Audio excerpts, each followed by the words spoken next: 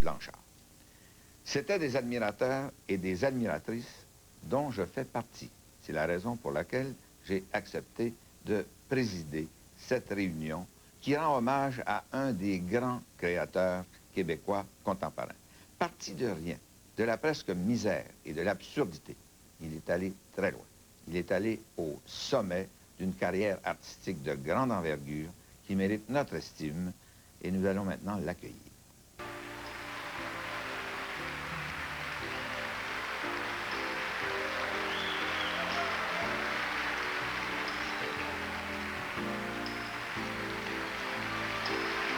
Et notre président d'honneur ce soir, vice-premier ministre et ministre d'État à l'économie et aux finances, M.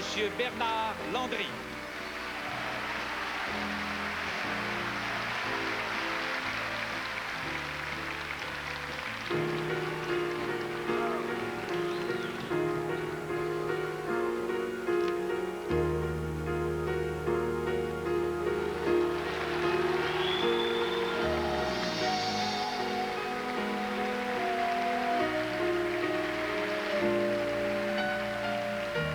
L'essentiel, c'est d'être aimé. Le reste importe peu. La seule vérité, c'est compter pour quelqu'un, quoi qu'il puisse arriver. C'est entrer dans son cœur et n'en sortir jamais. C'est recevoir autant qu'on aimerait donner. Ne plus s'appartenir, en être rassuré, c'est voir la joie de l'eau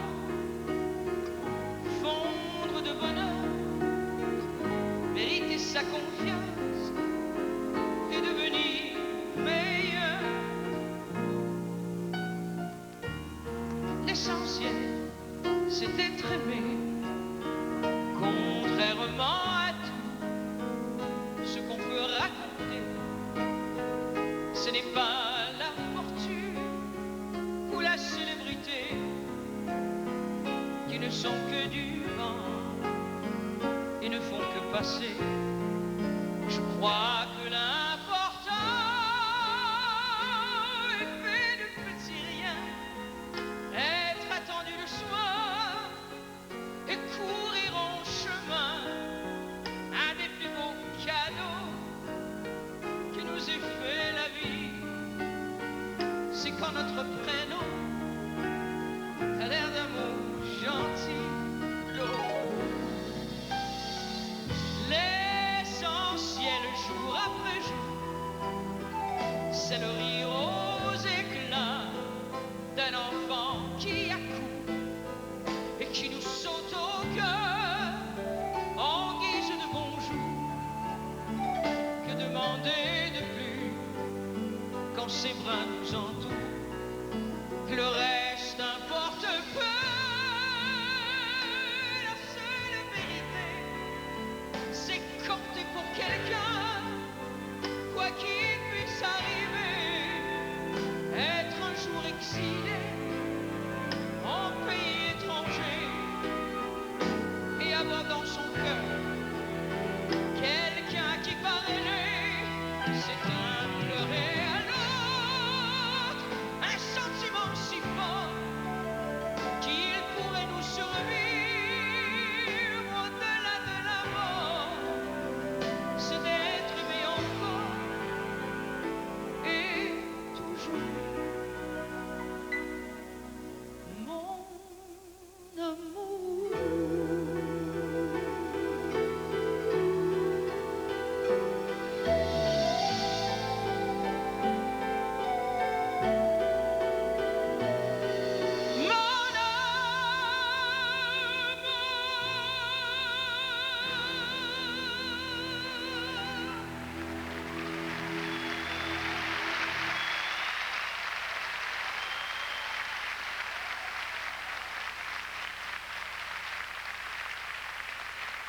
Bonsoir. Alors nous voici tous réunis ici ce soir pour une sorte de remise de prix subliminale. il n'y a pas de trophée et surtout il n'y a pas de compétition. Une soirée hors compétition pour un artiste hors série, Claude Blanchard.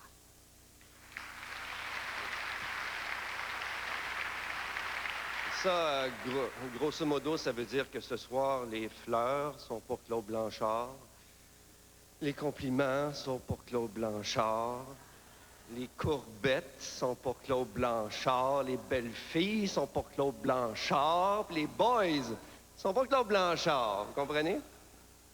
En retour, nous avons droit au flegme de Claude Blanchard. Mais qui est cet artiste, ce phénomène du show business québécois? L'historien Marcel Tessier a fouillé dans des livres qui retracent l'histoire des bêtes de scène à travers les âges, et semble-t-il que le phénomène Claude Blanchard date depuis l'âge des tavernes.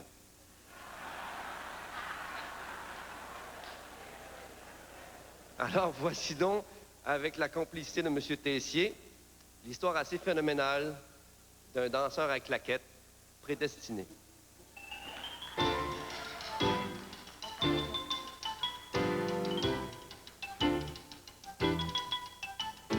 Claude Blanchard, c'est l'histoire de la conquête du monde huppé du show business par un danseur à claquettes pas ordinaire.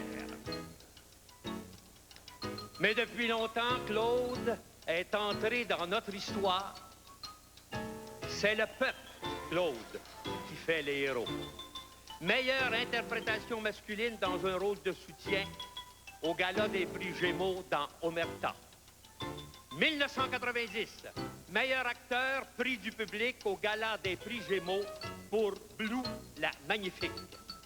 1970, Monsieur Télévision. Comment en est-il arrivé à tant de succès? Belle petite gueule, beau petit gars, puis il va dire à sa mère, « Maman, un jour, tu vas être contente de ton petit gars. »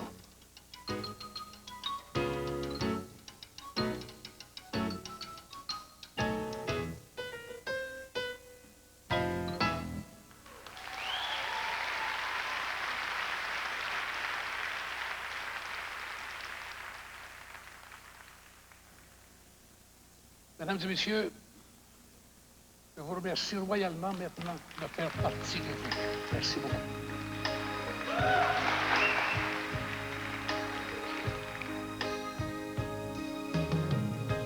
Mets ta main dans mes cheveux. Parle-moi dans un murmure. Je veux prendre dans tes yeux comme les ombres sur le mur. Viens t'étendre près de moi. Mets ton corps tout près du mien. Passe la nuit dans mes bras. Aime-moi jusqu'à demain. Je ne sais si c'est bien ou mal. Je me fous de ce qu'on dit. Ce soir, ma vie me fait mal. J'aurais besoin d'un ami. Ce qui s'est passé hier, il faudra que tu l'oublies. C'est trop triste d'être seul. Aide-moi à passer la nuit. Je ne sais si c'est bien ou mal. Je me fous de ce qu'on dit. Ce soir, ma vie me fait mal. J'aurais besoin d'un ami. Ce qui s'est passé hier,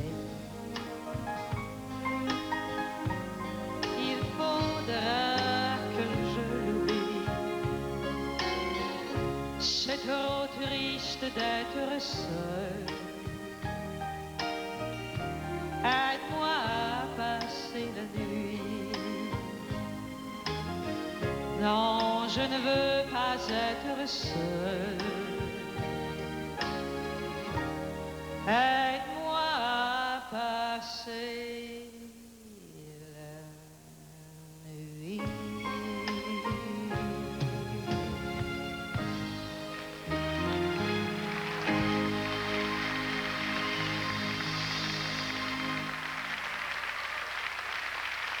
Salut Claude ou bonsoir Monsieur Blanchard. Je suis tout le temps embêté parce que c'est tellement impressionnant, Claude. On ne sait pas comment t'approcher. Je me souviens d'ailleurs, à un moment donné, j'avais eu le flash de demander à Claude Blanchard de faire partie d'un de mes sketchs que je faisais comme ouverture au festival Juste pour rire. Là, je me suis dit, bon, c'est un bon flash, mais là, il faut que j'y demande à Claude voir s'il veut. Fait qu'il a dit, pas de problème, j'aimerais ça te rencontrer avant. Fait que j'ai rencontré Claude pour la première fois à l'auberge des gouverneurs à Boucherville. Fait que je m'en allais là, mais j'ai manqué à sortie. Fait que je suis arrivé une demi-heure en retard. Je suais dans mon char, je pleurais quasiment. Je suis rentré là, je me souviendrai toujours. Il était dans le fond du restaurant, il était encore là. Moi, j'ai dit, il va être parti ou il va me battre, ou il y a quelque chose qui va arriver. Il était assis tout seul dans le coin, il y avait un complet noir. Puis il me regardait. C'est toi, jeune. J'ai dit, excusez-moi, monsieur Blanchard. C'est beau, c'est beau, c'est beau. Qu'est-ce qui est arrivé, là? Ton chien a mangé tes devoirs, là? Fait que là, je m'assois, puis là, il me dit, OK, raconte-moi ça, ton sketch. Fait que là, j'ai raconté l'idée que j'avais eue. Elle me dit, c'est bien bon, pas de peur. Moi, te le faire, moi, te le faire. Super. Je peux-tu vous déranger 2 minutes? Appelle-moi Roach. Roach, parce que ils m'ont demandé d'animer le festival Juste pour rire, puis je sais pas que je devrais faire avec ça, le gala de clôture. Touche pas à ça. Non? Fais pas ça. Ça fait rire de toi. Les journalistes vont te descendre, tu vois. Touche jamais à ça. Ah, c'est de valeur, parce que comme moi, ils me donnaient 125 000, vous donnez votre 25 là, comme d'habitude. Fallait. Rien de mieux que ça pour toi, hein? Tu veux te faire connaître, c'est le festival Juste pour rire. Faut que tu le fasses absolument. Il a décidé de me le faire. J'étais bien content. Puis là, on a jasé de plein d'affaires. Puis comme j'ai eu un peu la même école que lui, j'ai fait le café de l'Est avec Roméo Pérus, tout ça, j'ai dit, moi, le mettre de mon bord en racontant ça. Et il dit, c'est drôle, il dit, Roméo, c'est un de mes grands chums, mais j'aime me parler de toi. Ça me refroidit un peu. Mais Claude a accepté, puis il l'a fait. On a fait une parodie d'Omerta. Je veux te dire un gros merci, Claude. Malheureusement, je peux pas être là ce soir, parce que je m'en vais faire rire les Français. Je vais essayer, en tout cas. Mais je vous souhaite une bonne soirée, puis on se verra à ton prochain hommage, Claude. Ciao.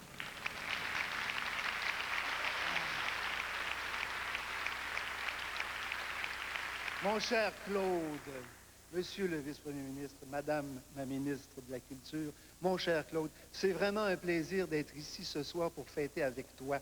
C'est un plaisir parce que c'est toujours un bonheur de te retrouver jour après jour, semaine après semaine. Je veux fêter ce soir le merveilleux compagnon de travail, celui avec qui on est heureux de répéter, celui avec qui on est heureux de vivre, celui avec qui on est heureux de jouer. L'Union des artistes, on est tous fiers de l'ensemble des artistes-interprètes, mais il y a des groupes d'acteurs, d'actrices qu'on affectionne plus particulièrement, et Claude fait partie de ceux-là. Ce sont tous ceux qui s'inscrivent dans la belle grande tradition, une tradition qui commence avec la commedia dell'arte et qui se poursuit avec l'improvisation, qui passe par le cabaret, par le théâtre, par les planches, par le cœur de ce métier-là, qui est celui que Claude pratique depuis 50 ans, c'est-à-dire brûler les planches. Et c'est ce qu'on aime, et c'est ça la vraie grande famille des artistes-interprètes, c'est ceux qui brûlent les planches.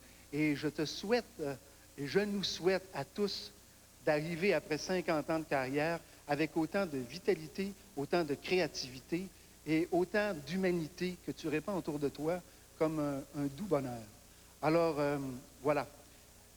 Je vous invite donc à retrouver la crème de ces comédiens légendaires du burlesque dans cette version accélérée d'un sketch présenté à l'émission musicale en 1962, Le Dîner de noces.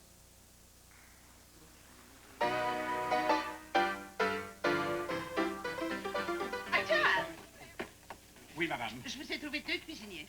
Oh non, madame, vous n'y pensez pas. Faute de pain, on mange la galette, Oh, mon Dieu, madame, quelle sorte de galette ça va nous préparer ça? Eh bien, mes amis, tout de suite, dépêchez-vous, le punch. Le punch. Le punch, c'est ça? Mon Dieu, le punch. Le punch, ah bon. Vous avez le bocal ici, vous avez les boissons, ici vous avez... Vous avez de la boisson, là? Vous avez qu'à le dire, oui, mais pas pour vous. C'est pour mettre dans le bocal à punch. Pour le punch. C'est nous autres qui vont faire le punch. Allez vite, que ça saute. OK, reste-moi Que ça saute, que ça tourne. Ah, mon Dieu, fais Pas méchant, celui-là. On va en mettre de celui-là. Celui-là. Oh, chante-moi quelque chose. Le portrait que tu m'as donné, je l'ai mis dans ma poche. Mon chéri, mon adoré, de toi il me rapproche. J'ai changé un peu de parole, je suis un peu poète. Tu vas l'aimer toute ta vie, ta petite femme chérie. Oui, mon chéri. Tu la tromperas jamais. L'autre Cologne. L'autre Cologne. Et après ça, qu'est-ce qu'il m'a arrêté? Un dry gin. Dry gin. Un peu de dry gin. C'est ça. De l'eau de Vichy. L'eau de Vichy. Oui, l'eau de Vichy. Ouais, ça se fait du... Et après ça, de l'eau de Javel. De l'eau de Javel. Ouais, moi, je passe. Vous savez, monsieur Lafortune, ma fille a eu son diplôme de musique. Oui. Son diplôme d'art culinaire. And away we go, kid.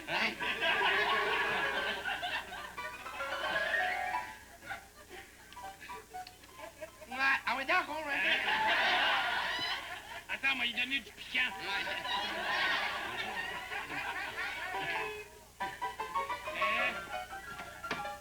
Le punch. Le punch. Il est ici, le punch. Il est ici. Effectivement. Ouais, il est là, regarde.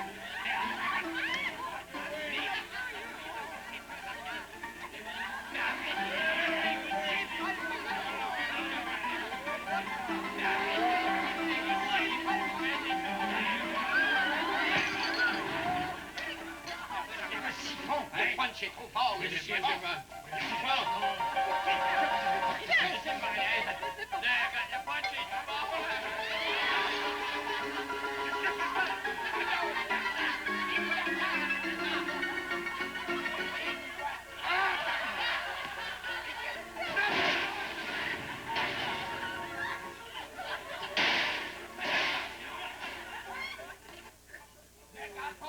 Et à monter le gâteau, cognac.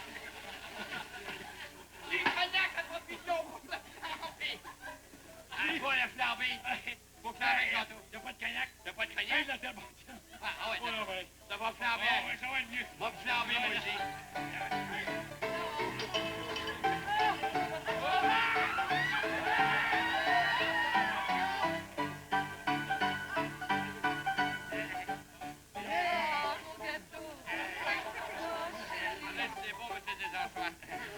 Eh bien, messieurs, dames, à la santé et au bonheur des nouveaux mariés.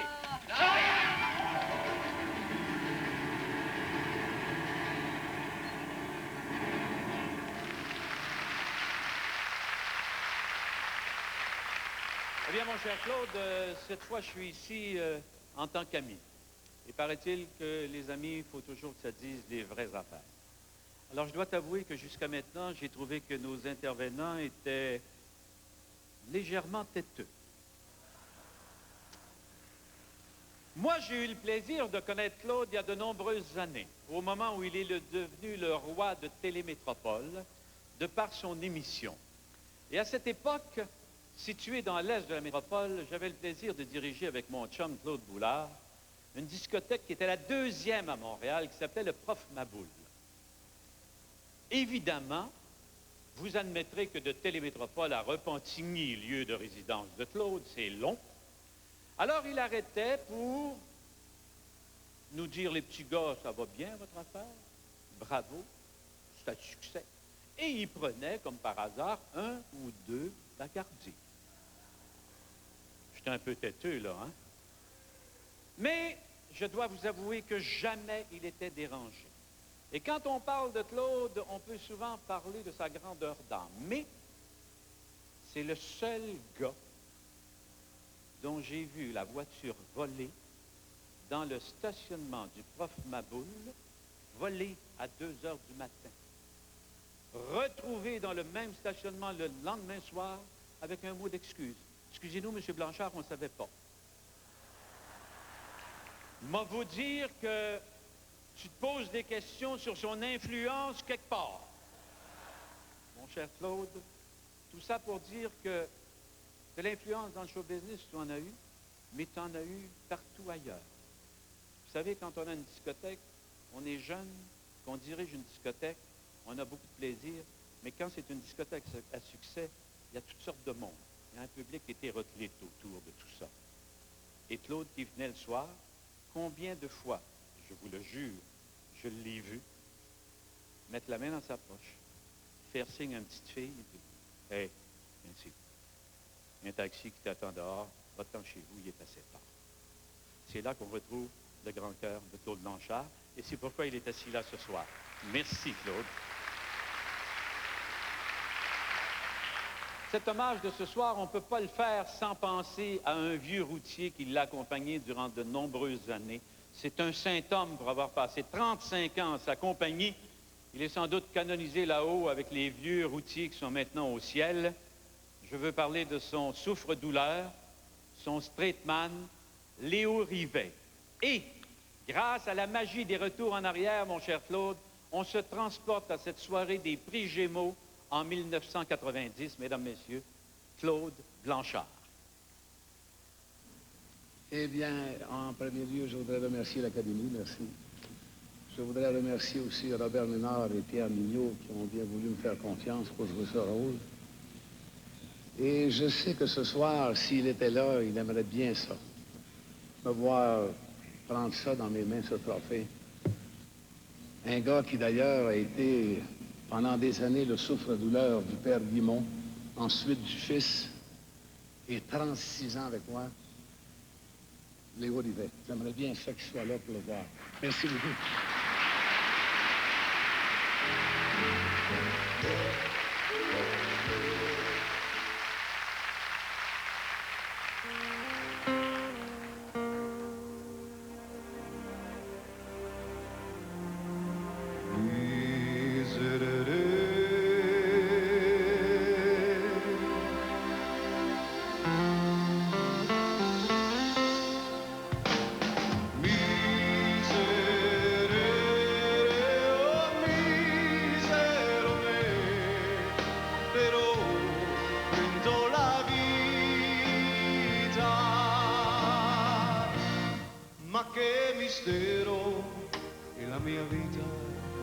Che mistero, sono un peccatore che l'hanno tanta mela, un menzognero, ma dove sono cosa faccio, come vivo, vivo nell'anima del mondo, perso nel vivere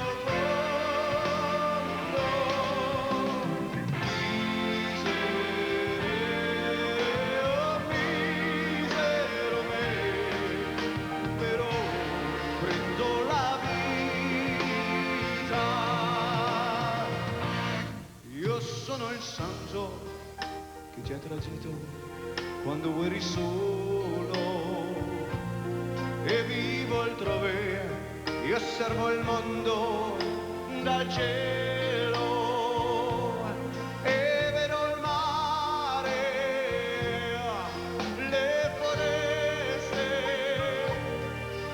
e vedo me che vivo nell'anima del mondo, perso nel vivere profondo.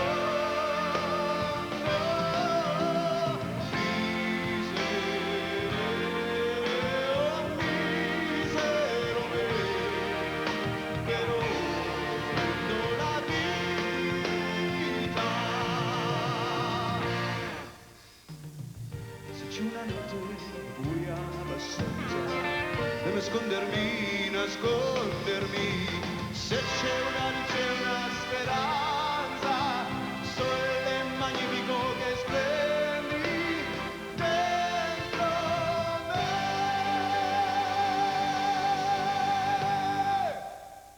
Dammi la gioia di vivere, quelle joie de vivre che ancora non c'è.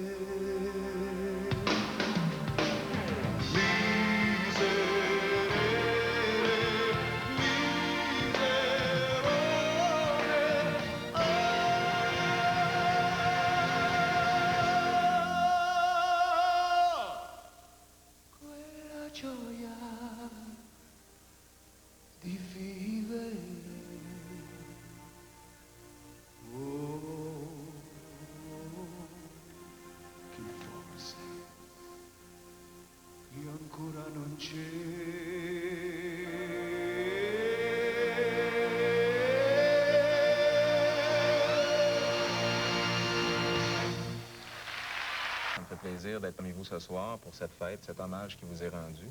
On a travaillé sur la même série ensemble, Omerta. Malheureusement, on n'a pas travaillé un à côté de l'autre sur le plateau en même temps. Mais je trouve très stimulant de voir des personnes comme vous qui, au fil des années, ont su passer toutes les étapes de vie artistique, professionnelle et de rebondir constamment. Moi, je vous regardais quand j'étais ticu devant le petit écran. Et aujourd'hui, ben, je travaille dans ce métier-là et vous y êtes encore. Donc, c'est très stimulant pour les gens de la nouvelle génération de croire que ça existe des carrières qui perdurent. Alors, au nom de toute cette jeune génération, artistes, acteurs, tout acabit confondu, un gros merci pour ce que vous avez fait. Et ce soir, c'est le temps des cadeaux pour vous. Et en voici un. Voici votre grand ami Fernand Gignac qui va vous présenter une belle chanson. Il va vous chanter une belle chanson, La quête de Brel.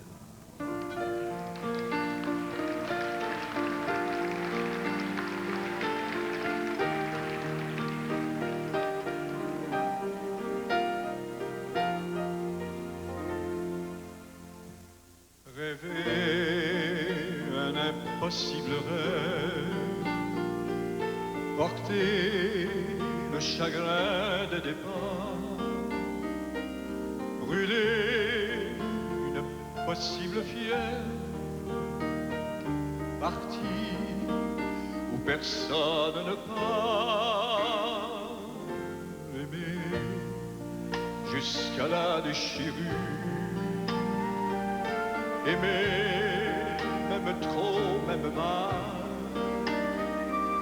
tenter sans force et sans armure d'atteindre l'inaccessible étoile. Telle est ma quête, suivre l'étoile, peu m'importe ma chance, peu m'importe le temps ou ma désespérance, et puis lutter toujours sans question ni repos, se damner pour l'or d'un mot d'amour. Je ne sais si je serai ce héros, mais mon cœur serait tranquille. Et les villes s'éclabousseraient de bleu, parce qu'un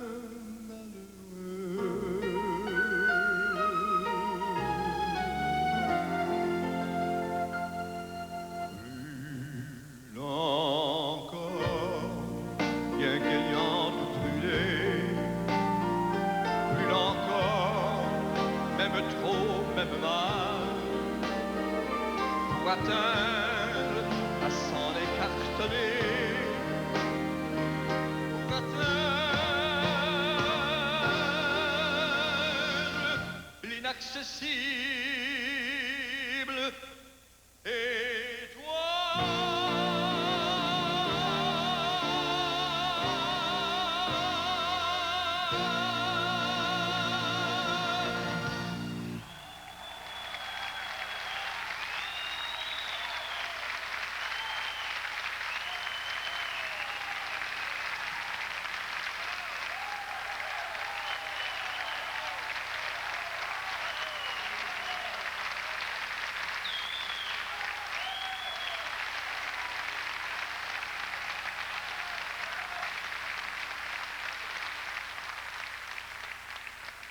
Bonjour Claude, bonsoir. Je me présente, je suis Luc Dionne, auteur de la série Omerta. Alors, tout ce que je peux vous raconter, c'est l'expérience de Claude sur Omerta. Un jour, on m'appelle et on me dit, Luc, pour le personnage de Roger Perrault, on a trouvé le comédien qu'il te faut, Claude Blanchard. Je dis, pardon? On me dit, Claude Blanchard. Je dis, Claude Blanchard. Je dis, pourquoi pas Paulo Noël est parti? Et là, on me dit, non, on me dit, Claude Blanchard, c'est un test. Si jamais il le passe, ça veut dire que tous les has-been dans l'industrie vont être capables de faire de la télésérie. Ça, c'est sûr.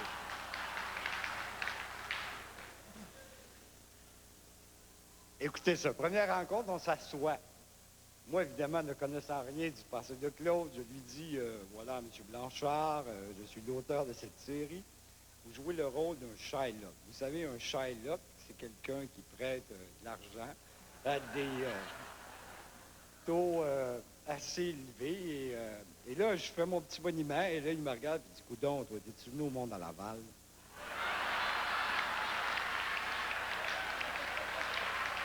Il dit, il est où, le Marcel Béliveau?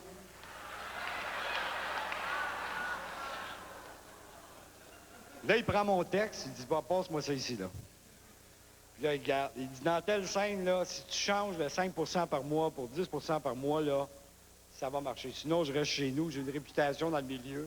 Je voudrais bien la garder. Là, j'ai dit, écoutez, M. Blanchard, là, j'ai dit, il faut bien se comprendre, on parle du rôle. Vous n'avez pas encore signé, là. Il faut que vous passiez une audition avant. Il dit, quoi? J'ai dit, une audition. Il dit, moi, passer une audition. Il dit, écoutez, j'ai jamais passé d'audition de ma vie, là. Je commencerai pas à passer une audition là. Remarque, Claude, je t'ai vu jouer. Et si tu veux continuer à travailler dans cette industrie, continue comme ça. Passe dans pas d'audition. Alors, finalement, ça s'est bien arrangé.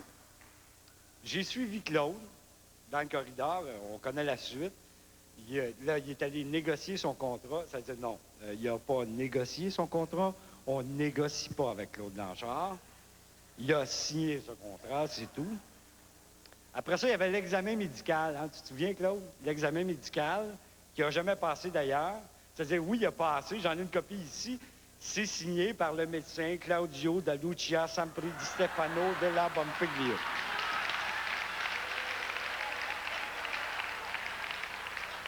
Et là, on est arrivé à la première scène sur le plateau d'Omerta. Et Claude, il faut que je me vide le cœur ce soir, après toutes ces années. Claude, quand tu es sur un plateau de cinéma et que tu parles contre l'auteur, ferme ton micro, parce que tous ceux qui ont des écouteurs, ils entendent tout. Bref, plus sérieusement, Claude, je dois dire que comme auteur, c'est très, très rare qu'on écrit des rôles pour des comédiens. Quand j'ai écrit Omerta et quand j'ai écrit le rôle de Roger Perrault, je l'ai écrit pour toi parce que j'en voyais pas d'autres. Si Omerta est ce qu'est Omerta aujourd'hui, c'est grandement à cause de toi. Je me joins à tous les artisans de cette série-là pour te donner un grand coup de chapeau. Et je voudrais juste terminer en disant qu'il y a un mois, tu m'as appelé, en me disant, Luc, si j'acceptais tous les offres qui m'ont été faites dernièrement, je travaillerais jusqu'en 2020. Je t'en supplie, Claude, pour notre bonheur à nous, dis non. Et profite de ce que la vie a à t'offrir. Salut, Roger.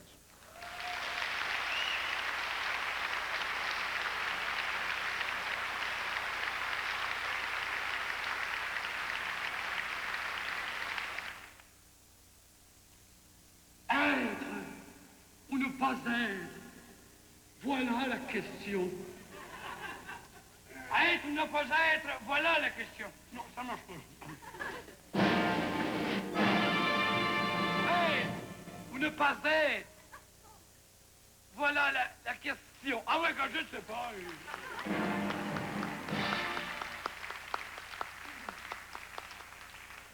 Bonsoir.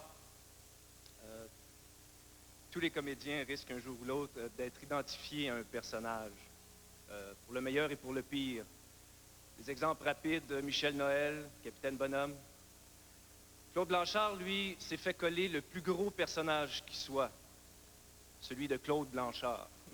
Tu sais, Claude, je suis jeune, j'ai jamais pu écouter ton émission à la télévision, Que reste-t-il de nos amours? Par contre, je savais tout le temps quand ça passait. C'était immanquable. Mon père me disait, Jean est à 7 heures, va te coucher. Je sais pas pourquoi. En revanche, si j'ai pas pu voir ton émission, ma génération a pu connaître un personnage que tu as créé de toutes pièces. Un petit garçon, cheveux blancs, qui envalait tout le temps un petit bout de sa perruque. Mesdames et messieurs, Nestor. C'est possible.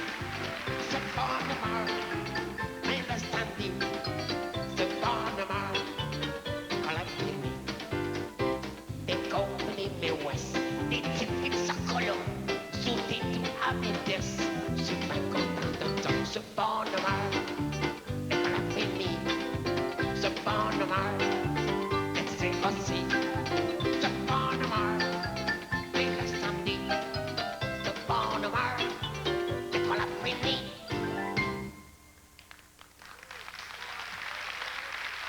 moment, Blanchard, elle doit être fière de toi ce soir. Parce que 50 ans d'une vie dans le show business, il faut le faire avec son cœur, puis tout son talent, puis son intelligence. Papa, à soir, on va te le dire. Je t'aime en maudit, Papa Blanchard. Bye-bye.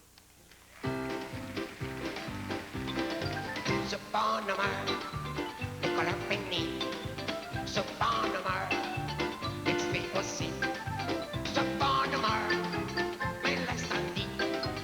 Ce bonheur, Nicolas Penny.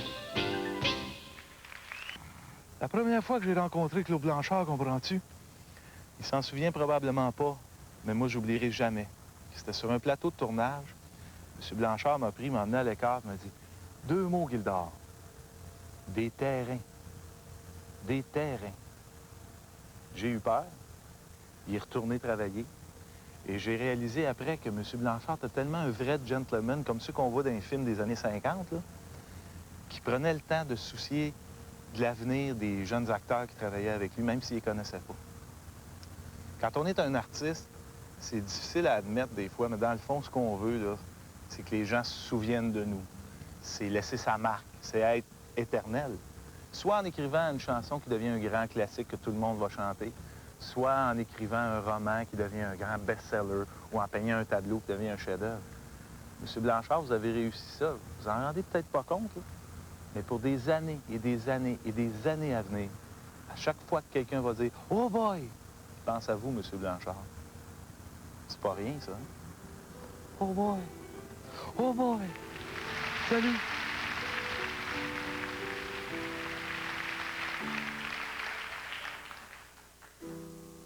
Quel vento luccica e tira forte il vento sulla vecchia terrazza davanti al golfo di Sorrento. Un uomo abbraccia una ragazza dopo che aveva pianto, poi si chiarisce la voce e comincia il canto. Te voglio bene assai, ma tanto bene assai, e una cazzetta ormai che scioglie sempre di bene sai.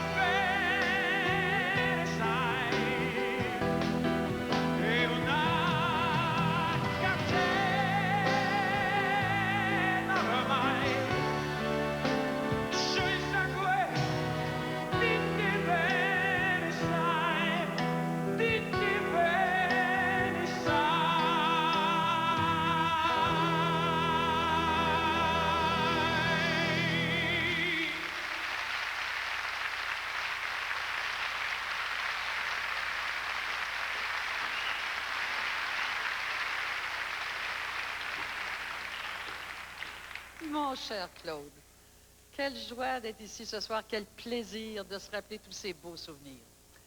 Je ne sais pas si tu te rappelles, quand est-ce qu'on s'est connus tous les deux, vraiment. Moi, je m'en souviens, c'est au cours des années 50, où à l'époque, on allait dans un restaurant qui s'appelait Chez Gerassimo.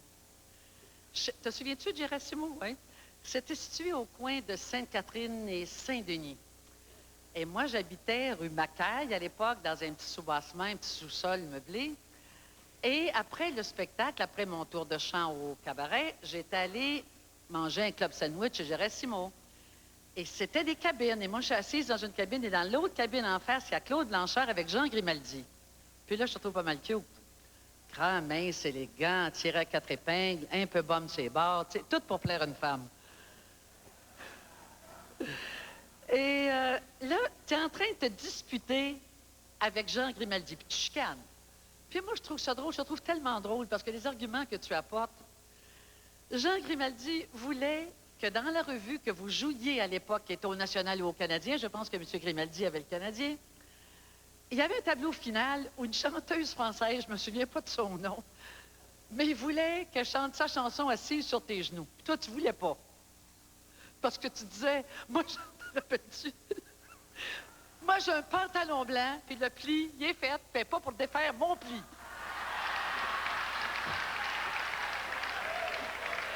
T'en rappelles-tu? Moi, je riais, mais moi, je te compte ça, là, straight, mais c'était bien plus drôle que ça. Mais là, on se regardait, toi et deux, puis on se trouvait pas mal cute. Alors, tu décides, tu te lèves, tu viens t'asseoir à ma table. Et on commence à parler, puis à jaser, puis à parler de nos carrières ici. On savait qu'on était tous les deux, parce que le métier était si petit que tout le monde se connaissait. Et tu m'offres de venir me reconduire. Tu me dis, vous avez une voiture? Je dis, non, j'ai pas de voiture. J'avais pas de voiture à l'époque qui m'appartenait. Bien, je dis, je vais aller vous reconduire. Moi, tout heureuse, tu viens me reconduire sur la rue Macaille-en-Bon, où j'habitais dans mon sous-sol meublé. Et rendu à la porte, on est. Puis on est. Puis on est. Puis on est. Mais ça s'est arrêté là, parce qu'à l'époque, on ne couchait pas le premier.